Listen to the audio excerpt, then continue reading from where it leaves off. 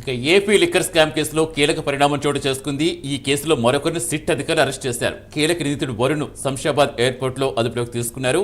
విదేశాలకు వెళ్లేందుకు ప్రయత్నిస్తుండగా అదుపులోకి తీసుకున్నారు.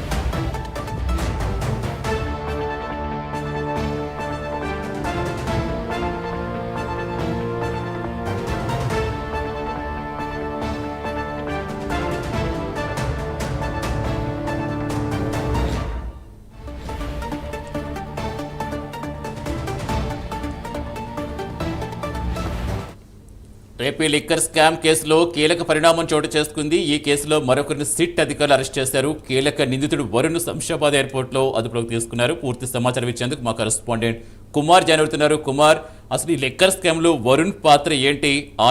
ఆల్మోస్ట్ అంటే 1 year 2024 జూన్లో 11 కోట్లు దాచిపెట్టామని చెప్తున్నారు. ఇప్పుడు 1 year తర్వాత బయటపడ్డాయి. తవ్వే కొద్దీ నోట్ల కట్టులు బయటపడుతున్నాయి. రోజుకు ట్విస్ట్ వెలుగు చూస్తూనే ఉంది.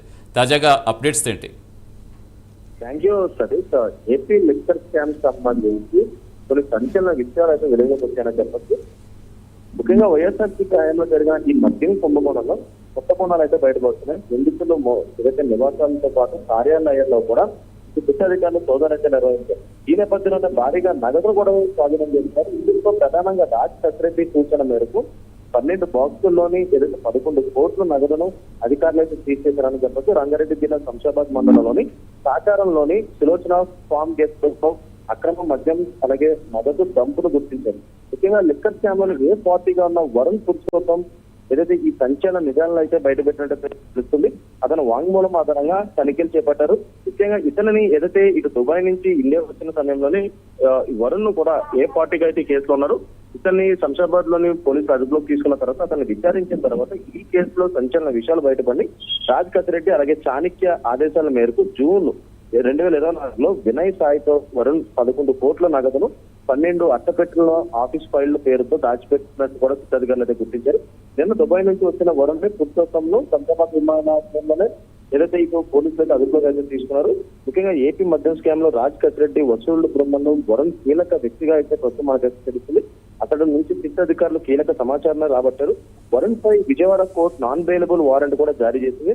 వరుణ్ పురుషోత్తం నేరాన్ని అంగీకరించినట్లు కూడా ఇప్పటికే మనకైతే తెలుస్తుంది. మరికొన్ని చోట్ల కూడా ఇప్పటికే సిట్ అధికారులు ఏదైతే ఈ శోధన అయితే నిర్వహించారు. ముఖ్యంగా వైఎస్ఆర్సీపీ ప్రభుత్వంలో ముఖ్య నేతల పాత్రపై కూడా సిట్ కీలక సమాచారం లభ్యమైనట్లయితే తెలుస్తుంది. పూర్తి ఆధారాలతో త్వరలోనే కొందరు పెద్ద తలకాయలు కూడా ఇందులో ఉన్నట్లయితే గుర్తించే అవకాశం కూడా ఉంది. ముఖ్యంగా చూసుకున్నట్టయితే ఇటు ఏపీ లిక్కర్ స్కామ్ అనేది 2 తెలుగు రాష్ట్రాల్లో కూడా సంచలనంగా మారిపోయింది.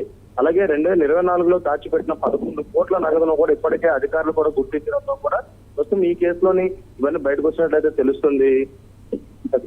Right, thank you Kumar.